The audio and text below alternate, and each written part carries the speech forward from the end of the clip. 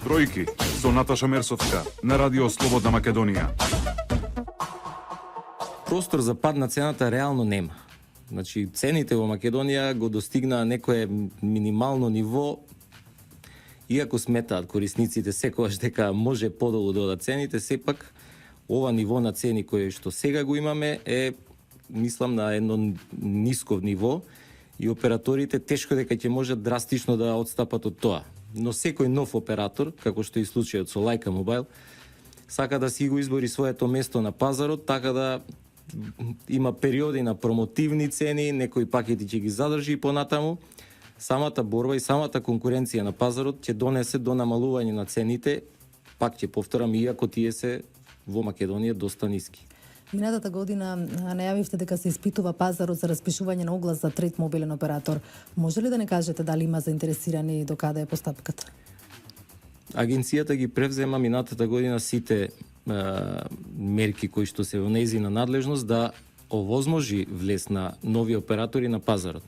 Од една страна тоа беше воведување на нови регулаторни мерки со кои што ќе се олесни влегувањето на виртуелни оператори. Направивме и дефинирање на виртуелни оператори и тоа се покаже како успешен чекор, затоа што еден оператор виртуелен веќе стартува, со други има преговори операторите, се очекува влез и на други виртуелни оператори.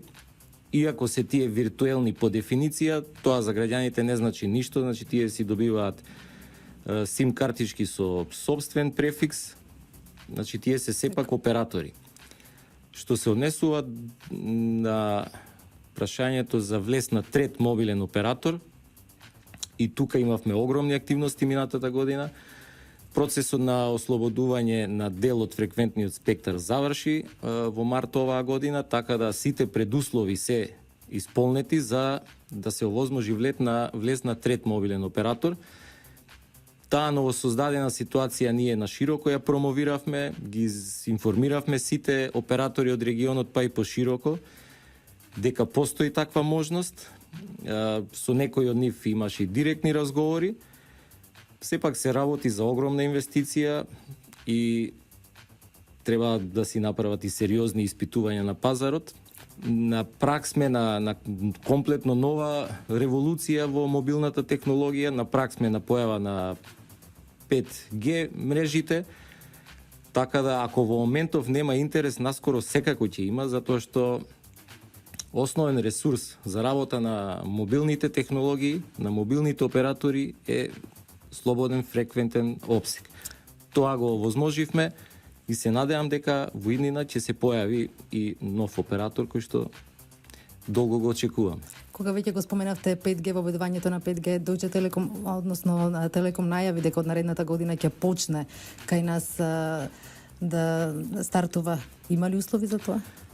Не мислам дека може да стартува следната година, иако најавуваат. Треба да знаеме дека 5G технологијата е се уште надвор од рамките на ITU, каде што се дефинираат фреквентните обсези и така натаму, значи се уште нема стандард за 5G. Бројки со Наташа Мерсовска на Радио Слободна Македонија.